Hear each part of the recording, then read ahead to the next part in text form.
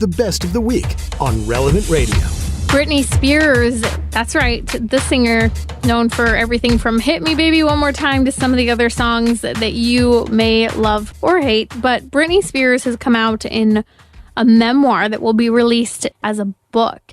And ahead of the memoir, in the publicity campaign that they're working on, came out shocking and sorrowful news for many.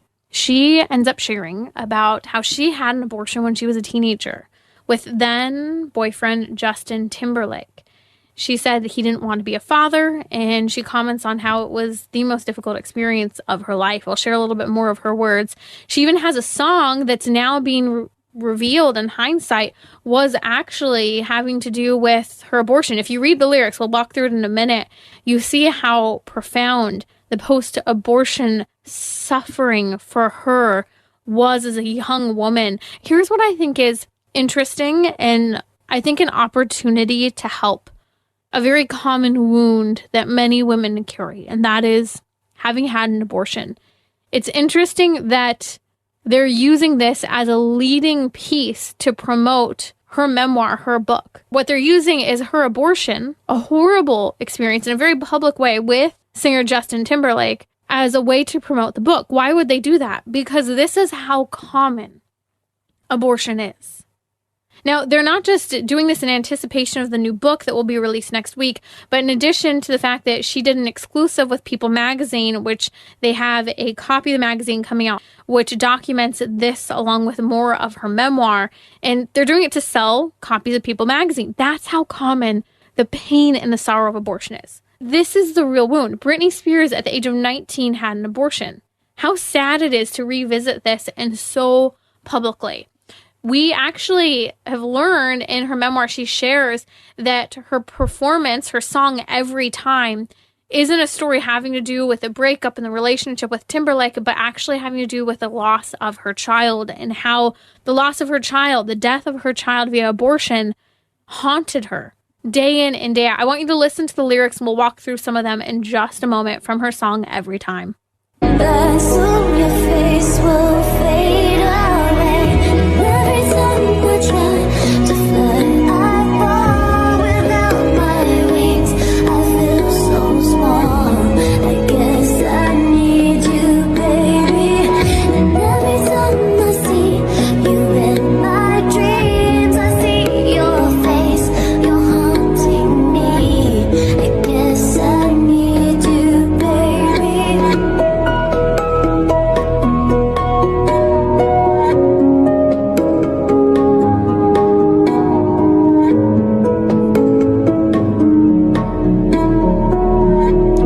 It is heartbreaking to go back and watch one of her performances. This is actually from one of her performances where Britney Spears, in singing a very heartfelt performance, is touching her abdomen, holding her stomach, acknowledging the loss of her child in this actual video. And I have watched it over and over again this afternoon, and my heart has absolutely broken just thinking about the reality of abortion and its impact on her. I mean, if you look at Britney Spears, she has suffered immensely psychologically over the last 20 years in her relationships, in her parenting, and her motherhood, and the manipulation of others toward her. And just looking at the lyrics from this song, you hear her say, I feel so small, I guess I need you, baby. And every time I see you in my dreams, I see your face. She says, it's haunting me.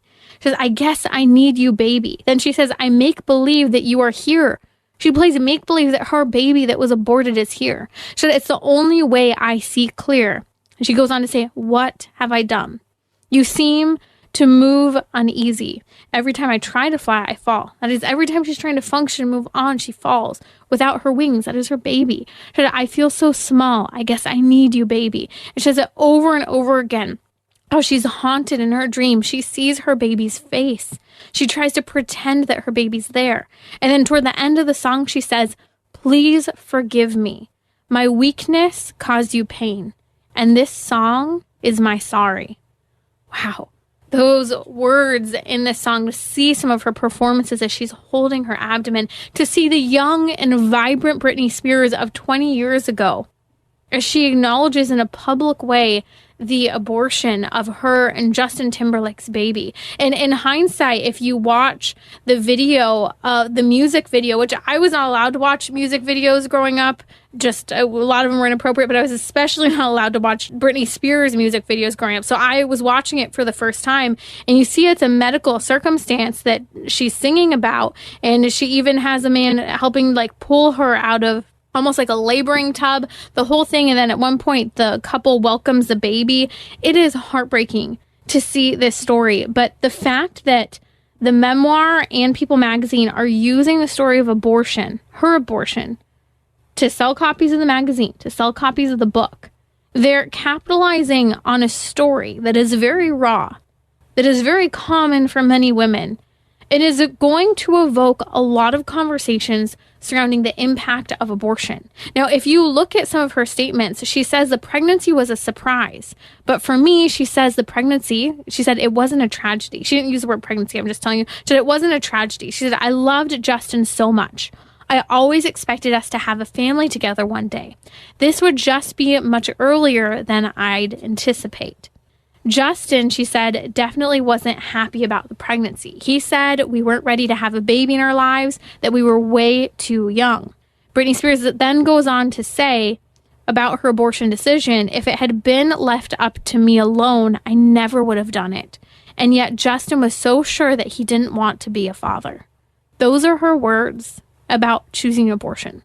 The pressure and the influence of the man. And I want to emphasize this because I have stood in front of that abortion clinic time and time again, where a woman walks in alone without the man, without the father of the child, or where he drops her off in the parking lot and drives away.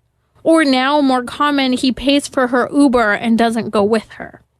So we see a lot when I stand in front of the abortion clinics now. She says, to this day, it's one of the most agonizing things I've ever done or experienced in my life. Women are doing this alone without the father or under the influence of the father of the baby. But let me tell you over and over again, from working for years in the pregnancy resource centers to standing in front of the abortion clinic with these women before they choose or, God willing, don't choose to have an abortion. When I ask them why, they share the father wasn't excited. The father wouldn't react well or didn't react well. She knew she wouldn't have his support. A man, the father of a child, is the greatest influencer to help choose and keep that baby. And this is the testament of Britney Spears, that men need to step up and stand up. We need to shape men that even in the face of mistakes, sex outside of marriage, quote, accidents, if we can, you can't call a child an accident, but if you want to call a child an accident, that's what we do in the 21st century. That you own up to your accidents, you own up to your mistakes, you father children, you support women. Because I'm looking at Britney Spears and 20 years later, seeing the pain that this abortion has caused, the chaos, the harm that has occurred, the pain through years and years of therapy and dysfunction. Post-abortion syndrome is very real and very damaging. For some, the aftermath is immediate. For some, they bury it for years and it pops up in other ways later on.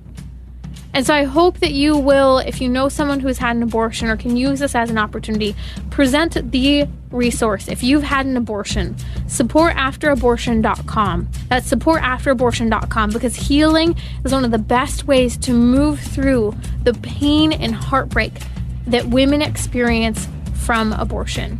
We'll pray for you. If you've experienced an abortion, please pray for a loved one who may have as well. You can join me and listen on the Relevant Radio app to Trending with Timmerie live each weekday at 6 p.m. Central. Thanks for listening.